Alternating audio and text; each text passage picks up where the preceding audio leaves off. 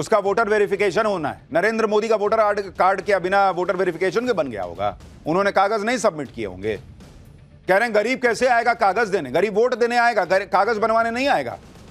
उसका हक है वोट देना, तो उसकी जिम्मेदारी भी है अपना वोटर आईडी जो है वो बनवाना और साबित करना कि भाई मैं वोटर हूं यहां का।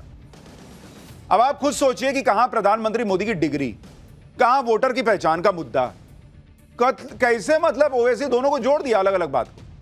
डिग्री से एजुकेशन क्वालिफिकेशन तय होती है, डिग्री देखकर प्रधानमंत्री नहीं चुने जाते। वोटर कौन होगा ये दस्तावेजों से तय होगा। ये बात ओवैसी भी अच्छी तरह जानते हैं कि कागज दिखाए बिना सियासी माहौल तो बन जाएगा, लेकिन वोटिंग के दस्तावेज दिखाने होंगे, वोटिंग करनी है। इसलिए आप देखिए कि कल तक कागज न दिखाने की बात करने वाले ओवैसी आज कागज बनवाने की अपील कर रहे हैं। ओवैसी जानते हैं कि चुनाव आयोग से बच भी जाएं तो नरेंद्र मोदी के घुसपैठियों के खिलाफ चलाए जा रहे अभियान से बचना मुश्किल है। आज नहीं तो कल कागज दिखाने पड़ेंगे, कागज नहीं दिखाएंगे। ये सब सोशल मीडिया में वायरल करने के लिए ठीक है। मोदी जिस सफाई के मूड में है देश में, उसमें कागज दिखाना ही पड़ेगा। इसलिए सुनिए अब मुसलमानों से ओवैसी क्या कह रहे हैं। तमाम भारत के गरीबों को कह रहा हूं, उन दलितों को, आदिवासियों को और मुसलमानों को कह रहा हूं कि आपको नंबर 1 अपना बर्थ सर्टिफिकेट बनाना है। 10th क्लास अगर किसी ने किया तो मार्कशीट तैयार रखना है। कास्ट सर्टिफिकेट है तो तैयार रखिए, और अगर आप उस कास्ट में आते हैं उसका सर्टिफिकेट निकलवाइए। तो ये जरूरी है, याद रखिए, जब तेलंगाना में या आपके किसी रियासत में ये इंटेंसिव रिवीजन होगा तो आप लोग परेशान होने की जरूरत नहीं, अभी वक्त है। यानी कागज नहीं दिखाएंगे का नारा अब खत्म हो चुका। ओवैसी भी कह रहे हैं कि भैया कागज बना लो, ना तो वोट देने को मिलेगा, और अगर कोई कागज नहीं है, घुसपैठिए हो, तो बाहर भी जाना पड़ेगा। ये नया नॉर्मल है इस देश का। ओवैसी हो या तेजस्वी यादव या फिर बंगाल में ममता बनर्जी, सबको आग लगी है कि नरेंद्र मोदी कल बिहार और बंगाल पहुंच रहे। पहले वो बिहार जाएंगे, पिछले 6 महीने में उनका 5वां बिहार दौरा होगा। मोतिहारी में वो 7,196 करोड़ की परियोजनाओं को लॉन्च करेंगे।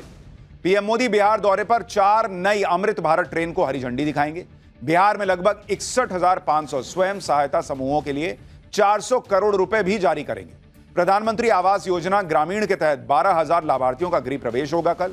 अब पीएम मोदी के मोतिहारी आने के सियासी समीकरण को भी समझ लीजिए। पीएम मोदी पूर्वी चंपारण के मोतिहारी का दौरा कर रहे हैं। नेपाल से सटे पूर्वी चंपारण जिले में विधानसभा की कुल 12 सीटें आती हैं। पिछले चुनाव में एनडीए ने इनमें से 9 जीती थी और 3 महागठबंधन के हिस्से आई।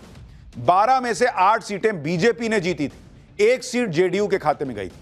पूर्वी चंपारण के आसपास सीतामढ़ी, शिवहर, मुजफ्फरपुर, गोपालगंज, पश्चिमी चंपारण के जिले आते हैं। ये वो इलाके हैं सारे जहां एनडीए का दबदबा है। पीएम मोदी के दौरे से करीब 38 सीटें कवर हो जाएंगी, और इसलिए नरेंद्र मोदी का यह दौरा बिहार की पॉलिटिक्स में आग लगाए बैठा है। नरेंद्र मोदी की एंट्री ने बिहार की राजनीति में हलचल और बढ़ा दी। बिहार में इस वक्त इंडी गठबंधन पूरा जोर लगा रहा है कि वोटर लिस्ट के मामले को लेकर माहौल गर्म बना के रखा जाए। इसलिए तेजस्वी यादव ने फिर से चुनाव आयोग पर आरोपों की नई लिस्ट तैयार कर दी। तेजस्वी यादव ने सवाल उठाया कि अभी तो प्रक्रिया चल रही है, तो चुनाव आयोग को कैसे पता कि 35 लाख नाम कट जाएंगे? बुधवार को चुनाव आयोग ने एक बयान जारी कर बताया था कि 35,69,000 लोग ऐसे हैं जो अपने रजिस्टर्ड पते पर नहीं मिले। इस पर तेजस्वी यादव ने सवाल किया। साथ ही यह भी कह दिया कि बीजेपी के इशारे पर चुनाव आयोग पर करीब 15% वोटर्स के नाम काटने का दबाव है। तेजस्वी यादव अब इस मुद्दे पर पूरे विपक्ष को एकजुट करने की बात भी कह रहे हैं। एक बार तेजस्वी को सुनिए, फिर उनके दावों का सच भी बताता हूं। हमको एसआईआर से दिक्कत नहीं है, लेकिन जो तरीके हैं इनके, ये लोकतंत्र के लिए बेहद खतरनाक है। और हम लोग डेमोक्रेसी में रहते हैं, लोकतंत्र में रहते हैं, और बिहार लोकतंत्र की जननी है, और इसी बिहार से लोकतंत्र को हम खत्म होते हुए नहीं देख सकते। इसको लेकर के हम हर एक प्लेटफॉर्म पर हम लोग जो है लड़ाई लड़ेंगे। देश भर के जितने बड़े नेता हैं उन सबको भी हम चिट्ठी लिख रहे हैं, और 19 तारीख को दिल्ली में खड़गे साहब के यहाँ एक बड़ी बैठक इंडिया अलायंस की है, उसमें भी हम शामिल होंगे। इंडी अलायंस कब का खत्म हो गया। ये कह रहे हैं इंडी अलायंस की बैठक होगी, जब जरूरत होती है ये लोग सट जाते हैं और कह रहे हैं लोकतंत्र खत्म हो रहा है। जिस तरीके से एसआईआर हो रहा है, जिस तरीके से वोटर वेरिफिकेशन हो रहा है, तो लोकतंत्र खत्म हो रहा होता तो सुप्रीम कोर्ट रोक नहीं लगा देता इस पे। लोकतंत्र तो था तब खत्म होता है जब आपके मन के हिसाब से फैसला सुप्रीम कोर्ट से नहीं आता और आप उस पर भी बात करने से कतराने लगते हैं। चुनाव आयोग के खिलाफ माहौल बनाने के साथ साथ तेजस्वी यादव ने यह भी कह दिया कि अगर एक भी नाम कटता है तो चुनाव आयोग यह सुनिश्चित करे कि उन्हें भी सारी डिटेल मिले, ताकि वो भी अपने लेवल पर इसको वेरीफाई करवा ले। अब पहली बात तो यह कि सभी राजनीतिक दलों के प्रतिनिधि चुनाव आयोग के साथ मिलकर काम कर रहे हैं। बूथ लेवल एजेंट साथ घूम रहा है बीएलओ के, तो उन्हें भी तो पता चलेगा कि किसका नाम कटा है किसका नहीं। आज ही चुनाव आयोग ने यह भी बताया कि जिन 35,69,000 लोगों के नाम हटेंगे उनकी जानकारी राजनीतिक दलों के जिला अध्यक्ष से शेयर की जा रही है। साथ ही राजनीतिक दलों के 1,50,000 बूथ लेवल एजेंट्स के साथ भी यह जानकारी साझा की जा रही है, ताकि संबंधित लोगों का एग्जैक्ट स्टेटस 25 जुलाई से पहले कंफर्म हो सके। और ये नाम हवा में नहीं हटेंगे। ऐसे नाम की पुष्टि के लिए ग्राउंड पर मौजूद बीएलओ 3-3 बार विजिट कर रहे हैं। दूसरी बात, अगर तेजस्वी यादव वेरीफाई करवा ही लेंगे तो फिर इतना बवाल क्यों? ड्राफ्ट इलेक्टोरल रोल आने दीजिए, फिर खुद से वेरीफाई करते रहिए। और सारा डेटा तो चुनाव आयोग कह रहा है कि हम ऑनलाइन डाल देंगे। भाई ऑनलाइन डालिए, खटाखट डालिए कि फलाने का नाम है कि नहीं, बोलिए कि देखिए ये खड़ा है सामने, इसके पास सब डेटा है, आप नाम नहीं डाले हैं। चुनाव आयोग बोला ही है कि हम कर देंगे ठीक, कुछ गलती होगी तो। अपील करने का 1 महीने का मौका है, लेकिन नहीं, बवाल पहले कर देना है, बाद में चीज जो है वो अपने हिसाब से चलेगी। वोटर वेरिफिकेशन के खिलाफ इंडी गठबंधन का यह तर्क था कि इतने कम वक्त में वोटर वेरिफिकेशन का काम कैसे हो जाएगा। लेकिन आज ही चुनाव आयोग ने जो डेटा जारी किया है वो सवाल उठाने वालों का मुंह बंद कर देगा। आप देखिए चुनाव आयोग ने क्या डेटा दिया है। ये ईसी का डेटा आपको दिखा रहा हूं। चुनाव आयोग का ये डेटा है बिहार को लेकर। ये बिहार का आपको बता रहा हूं, जो एसआईआर वहां पे चल रहा है। कुल वोटर कितना है? कुल वोटर बिहार के अंदर जो है वो है 7 करोड़ 90 लाख, 7 करोड़ 90 लाख करीब करीब, ठीक है। इसमें से फॉर्म कितने ने जमा किया? फॉर्म जमा किया कितनों ने? करीब करीब 7 करोड़ 8 लाख लोग फॉर्म जमा कर चुके हैं। 7 करोड़ 8 लाख। फॉर्म अपलोड कितने हुए? फॉर्म अपलोड हुए करीब करीब 6 करोड़ 70 लाख, 6 करोड़ 70 लाख। और ये जो है भाई जिनके फॉर्म हैं वो बता रहा हूं, सब जमा किए हैं वो नहीं, किसी किसी का भी घर वालों ने भी दिखाया। कितने बचे हैं अब आप देखिए, बचे हुए हैं कितनों का डेटा आना बचा है? 45 लाख, मात्र 45 लाख। अब आप बताइए, जो लोग कह रहे थे कि कैसे होगा कैसे होगा, अभी 8 दिन बचा हुआ है। यानी टाइम को लेकर जो लोग हंगामा कर रहे थे वो खुद ही खत्म हो गया मुद्दा। और यही चुनाव आयोग कह रहा था कि भाई हम लगाए ना, हम कर रहे हैं। और हमने आपको बताया था कि जितना नंबर है बीएलओ का काम कर रहा है वो सफिशिएंट है 12 करोड़ का वेरिफिकेशन करने के लिए, तो 8 करोड़ करना था। चुनाव आयोग ने अपने डेटा में बताया कि 35,69,435 लोग ऐसे हैं जो अपने पते पर नहीं मिले। यह कुल वोटर का 4.5% है। इन 35,69,000 लोगों में से जिनकी मृत्यु हो गई उनकी संख्या है 12,55,620। दूसरी जगह शिफ्ट हो गए 17,37,336। एक से ज्यादा जगह एनरोल्ड हैं 5,76,479। बिहार में वोटर लिस्ट को मुद्दा बनाने से इंडी गठबंधन खुद ही फंस गया। लेकिन एक मुद्दा जो नीतीश कुमार और बीजेपी के लिए चुनाव से पहले बड़ा चैलेंज बन गया है, वो मुद्दा है बिहार में लॉ एंड ऑर्डर का, कानून व्यवस्था का। क्योंकि आप देखिए कि आज भी बिहार में बेखौफ बदमाशों ने 3 हत्याकांड को अंजाम दिया है। राजधानी पटना से लेकर रोहतास तक जिस तरह से 3 लोगों की हत्या की गई, उसके बाद से बिहार पुलिस सवालों के घेरे में है। सबसे सनसनीखेज वारदात राजधानी पटना में हुई। पटना के सबसे बड़े अस्पतालों में शुमार पारस हॉस्पिटल में गोलियां चल गई।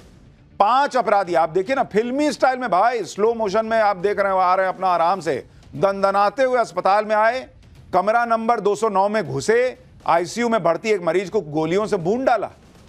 हॉस्पिटल में देख रहे हैं, सब बंदूक लिया हुआ, अपना निकाला, घुसा, अंदर जाके मार दिया, बड़े आराम से फरार हो गए मार के। पूरी घटना 30 सेकंड में हो भी गई और वारदात को अंजाम देकर 5 शूटर वहां से चले गए। हत्याकांड का सीसीटीवी फुटेज सामने आया जिसमें 5 अपराधी आईसीयू में दाखिल होते दिखते हैं और फिर गोलियां चलाने के बाद फरार होते नजर आ रहे हैं। शूटर नंबर 1 हाथ में पिस्टल। अब ये तस्वीरें पूरे देश में वायरल हो रही हैं। सवाल उठ रहा है कि भाई बिहार में ये चल क्या रहा है। इस वारदात में मरने वाले की पहचान बक्सर के चंदन मिश्रा के तौर पर हुई है। चंदन मिश्रा भी अपराधी हिस्ट्री शीटर था। वो बेऊर जेल में उम्र कैद की सजा काट रहा था। उसे बक्सर के कारोबारी की हत्या के मामले में कोर्ट ने दोषी ठहराया था।